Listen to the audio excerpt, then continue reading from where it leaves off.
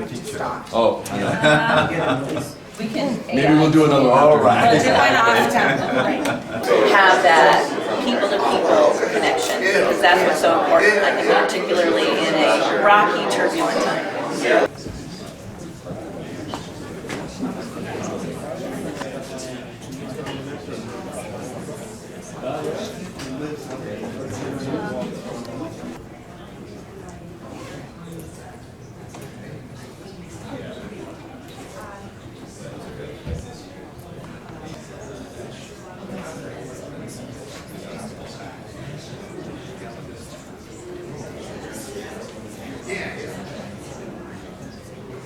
Welcome to the special event for the 80th United Nations General Assembly, Uniting for Peace Through Sports Diplomacy, co-hosted by the African Union and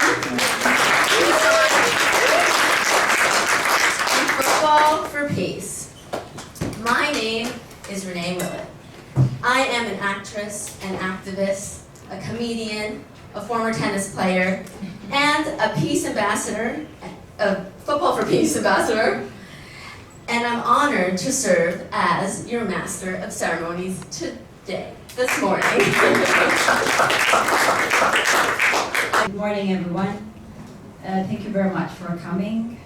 And today, we believe that it's going to be a foundation for all those aspirations that we have as the African Union to work with Fubol for Peace towards the peace and stability of our continent and towards the resource mobilization initiative that we have as the Amin Peace Fund. Your Excellency, Ambassador Parfait Monanga, Special Representative of the Secretary General to the African Union and Head of UNOAU, and our distinguished board member at the African Union Peace Fund. Excellencies, ambassadors, excellencies, distinguished guests, ladies and gentlemen. Again, good morning to you all. It's a great honor to welcome you to this high-level side event on the margins of the United Nations General Assembly. And I extend my warm appreciation to our co-organizers, Fubol for Peace, and to all of you who share the conviction that peace is both our greatest aspiration and our most urgent responsibility. Through video assistant referee technologies, also known as the famous VAR, in international cooperation, the ultimate referee is the United Nations Charter, which protects and promotes values and principles such as sovereign independence and equality between states, as well as respect for international law as the bedrock of multilateralism and peaceful relations between nations. Like in sport, these normative frameworks nurture fairness and integrity. In this regard, sport stands as a living testament to how shared rules and mutual respect can unite people and nations, bridging divides and fostering peace through fair play. Excellencies, ladies, gentlemen, and dear friends, history is rich of the formidable power of sport in diffusing tensions between nations and people. You certainly recall that during the Cold War, when relations between the United States and China were deeply strained, the unexpected invitation of the US table tennis team to China for a series of friendly matches helped toward diplomatic tensions and paved the way for President Nixon's historic visit in 1972. Younger generations may also remember how the late President Mandela made rugby a powerful tool for national unity and reconciliation and nation building when South Africa won the World Cup in rugby in 1995. $500,000 to the peace fund. And I think we will continue to do that. private sector in Africa should be in the forefront of peace initiatives and support all the actions being taken by the peace fund. I was sharing with Ambassador Elias about my experience working at around 20 countries in Africa. And I found out that at times the most important thing, the currency of business, is being peace. Once the peace is not there, you can't do anything. I've had to close branches, at times moved out of a country because peace was disrupted. And I believe that we don't have to wait until peace is disrupted before we act. And that's where I see the importance of the peace fund, where you preventively, you make sure peace is in place so that business can thrive.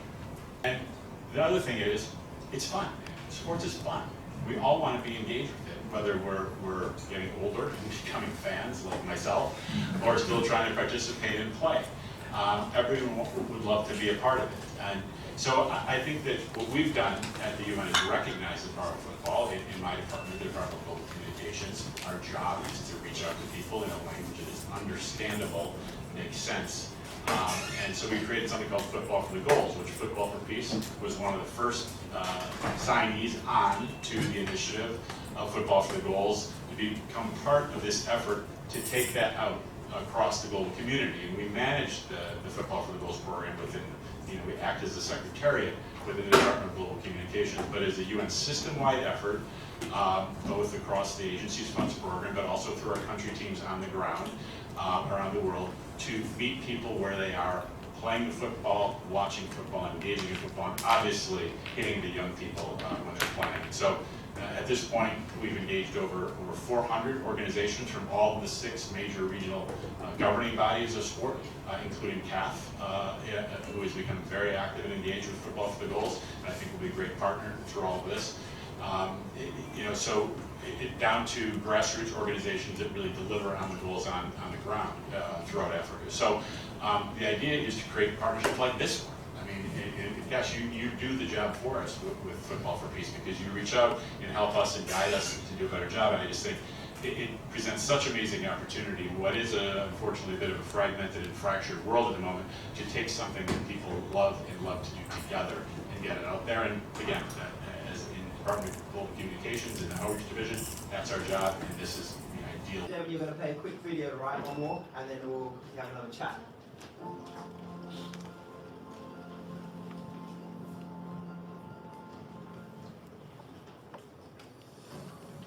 Football is not just a game,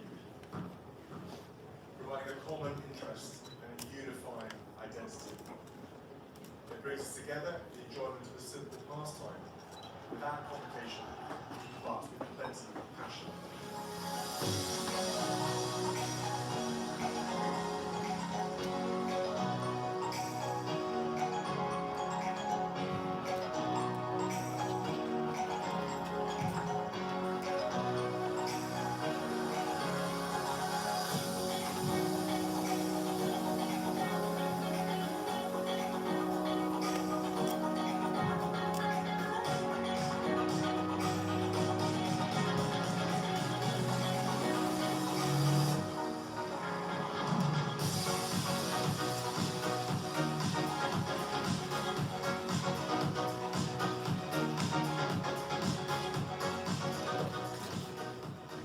Football is our friends, your friends, we all understand this. The football, 5 billion people it touches. And most definitely, Ms. Dagmovit, with your leadership, you understand this. So I guess our journey started 20 years ago at the United Nations. The late Kofi Annan started Football for Peace. And actually 63 years ago, my mother fled Uganda with Idi Amin's conflict. And as a former footballer, what football has given me is this platform. So I'm very humbled for this relationship with the African Union, to be able to take back now what my mother had faced many years ago. But with that said, we've developed Football for Peace globally as a global sports diplomacy organization. And in DC, with Dean Hayden's leadership as a former Assistant Secretary General to the United Nations and now Dean of American University. Dean Hayden, what do you think? Yeah, well, of course, I wouldn't be here if I didn't think this was fantastic, right? But first, let me just thank all of you for being here today. Your Excellencies, Director, partners in peace, and passionate peace builders, I think, amongst all of you. Thank you for giving us your time today for this very important topic. And thank you especially to the African Union and the AU Peace Fund. It is always particularly special for me to be invited into your space. I lived for several years in Zimbabwe as part of the U.S. mission to scale up HIV services, and have had the absolute privilege to work with ministers, presidents, first ladies, and civil society leaders across the continent on the same over the years, and to partner directly with the AU and AUCDC on making impact for people's lives. So it moves me to always, any opportunity I have to be invited into your space, so thank you so much. But that's part of the background as to why I think Cash and I connected so quickly on Fubol for Peace partnership.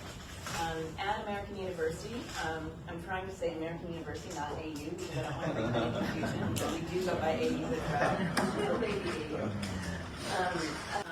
Thank you for giving us your time today for this very important topic.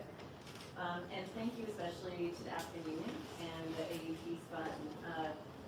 It is always particularly special for me to be invited into your space. I lived for several years in Zimbabwe as part of the U.S. mission to scale up HIV services, and have had the absolute privilege to work with ministers, presidents, first ladies, and civil society leaders across the continent on the same over the years, and to partner directly with the AU and AUCDC on making impact for people's lives. So it moves me to always, any opportunity I have to be invited into your space, so thank you so much. But that's part of the background as to why I think Cash and I connected so quickly on the Fubol for Peace partnership. At American University, I'm trying to say American University, not AU, because I don't want to be confused. We do go by AU as well. Little baby AU. Our School of International Service was actually founded in 1957. So 1957, 10 years into the Cold War. And at the groundbreaking, then U.S. President Eisenhower gave the school the charge to wage peace. To wage peace as the organizing purpose for our school, under the concept that peace is not just the absence of war. It is the direct actions we take on a daily basis to positively impact humanity. So when Cash reached out about Fubol for Peace, we're like, that sounds like something in our wheelhouse. Because in fact, that's the reason we're called the School of International Service and not just the School of International Studies. So privileged to be here as part of this partnership. And I think the second reason is meaningful. I'm going to adopt a phrase from Madame Bekele because it made so much sense to me. At SIS, we also believe in unity that transforms borders. I'm going to use this now forever because it's just such a concise way of pulling it all together. And in this project, that includes everything from how do we celebrate our Nairobi American University campus and all of our faculty and staff and students who are from across the continent, but also how do we recognize that at SIS we actually do think the U.S. is part of the globe, not separate from the globe. And as a partner with Fubol for Peace, we seek to mobilize youth ambassadors through the Fubol for Peace interventions across Maryland, D.C., and Virginia, and to mobilize policymakers in Washington, D.C., and our capital, so that we can exchange and learn with other partners who are trying to implement the same. So, just a privilege. Thank you. Brilliant, thank you, Dean Head, that's amazing. So guys, we want to kick off with our panel. So firstly, I would like to invite Mr. Oliver Aruba, the Managing Director of the United Bank of Africa. Thank you so much for making the effort of being here with us.